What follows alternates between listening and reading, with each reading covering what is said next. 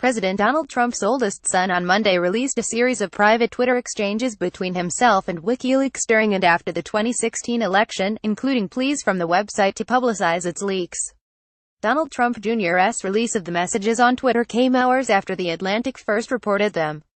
In the exchanges, some of them around the time that the website was releasing the stolen emails from Democrat Hillary Clinton's campaign chairman, WikiLeaks praises his father's positive comments about WikiLeaks and asks Trump Jr. to release his father's tax returns to the site. The revelations are sure to increase calls in Congress to have Trump Jr. testify publicly as part of several committee probes into Russian interference in the 2016 election. And they add a new element to the investigations that have been probing for months whether Trump's campaign colluded in any way with the Russian government.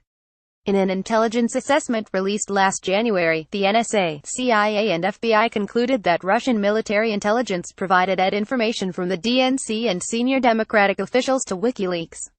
WikiLeaks has denied that Russia was the source of emails it released, including those from Clinton's campaign chairman, John Podesta. The private messages released by Trump Jr. show him responding to the WikiLeaks account 3 times, at one point agreeing to ask around about a political action committee WikiLeaks had mentioned. He also asked the site about a rumor about an upcoming leak. The messages began in September 2016 and ran through July. Trump Jr. downplayed the exchanges as he released them. Here is the entire chain of messages with at WikiLeaks with my whopping 3 responses which one of the congressional committees has chosen to selectively leak, he tweeted. How ironic. Trump Jr.'s lawyers had released the exchanges to 3 congressional committees that have been investigating Russian intervention in the 2016 election and whether there were any links to Trump's campaign. In a statement, Trump Jr.'s lawyer said thousands of documents had been turned over to the committees.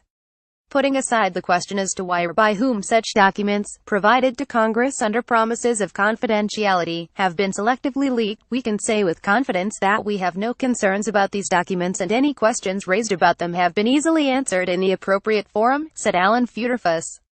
Futerfas didn't say which forum he was referring to, but Trump Jr. was interviewed behind closed doors by Senate Judiciary Committee staff in September. A person familiar with that meeting said the private Twitter messages were discussed. The person declined to be identified because the transcript of that interview hasn't been made public. In one message dated October 3, 2016, the WikiLeaks Twitter account sent Trump Jr. an article that included critical comments Clinton had made about WikiLeaks editor Julian Assange and said it'd be great if you guys could comment on push this story. Trump Jr. replied already did that earlier today. It's amazing what she can get away with. 2 minutes later, Trump Jr. sent another message. What's behind this Wednesday leak I keep reading about? Longtime Trump associate Roger Stone had tweeted the day before that on Wednesday, Hillary Clinton is done, referencing WikiLeaks. The WikiLeaks Twitter account never responded, but days later WikiLeaks started rolling out Podesta's stolen emails.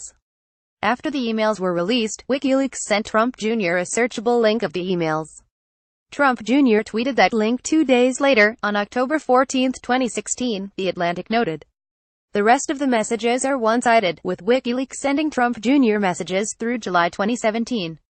They include praise for his father for mentioning them on the campaign trail, a plea to release Trump's taxes to the site, and advice on Election Day that Trump should not concede if he lost. One message suggested Trump encourage Australia to appoint Assange as U.S. ambassador. In July, the Twitter account messaged Trump Jr. to ask him to give the site emails surrounding a meeting he and other Trump associates held with Russians during the campaign. Trump Jr. then released them himself. Vice President Mike Pence responded quickly to the revelations, issuing a statement through his press secretary that he knew nothing about the situation. The vice president was never aware of anyone associated with the campaign being in contact with WikiLeaks, said spokeswoman Alyssa Farah. He first learned of this news from a published report earlier tonight. Assange tweeted after The Atlantic report that he couldn't confirm the messages but then defended them after Trump Jr. released them. WikiLeaks appears to beguile some people into transparency by convincing them that it is in their interest, Assange tweeted. Democrats swiftly reacted to the report, saying Trump Jr. should provide more information. California Rep. Adam Schiff, the top Democrat on the House Intelligence Committee, says it demonstrates once again a willingness by the highest levels of the Trump campaign to accept foreign assistance. Schiff also pointed to Cambridge Analytica, a data firm that worked for Trump's campaign and reached out to WikiLeaks before the election about obtaining emails related to Clinton, according to the company's CEO. Democratic Sen. Richard Blumenthal, a member of the Senate Judiciary Committee, said that panel should subpoena the documents and force Trump Jr. to publicly testify. There seems to be no reasonable explanation for these messages, Blumenthal said. Senate Judiciary Committee Chairman Chuck Grassley had said he would call Trump Jr. to publicly testify after the private interview in September. But negotiations over witnesses broke down last month amid disagreements with Democrats on the panel. The House and Senate Intelligence Committees are also expecting to interview Trump Jr., but those interviews are expected to be behind closed doors. Associated Press writers Zeke Miller, Eric Tucker, Chad Day and Tom LoBianco contributed to this report.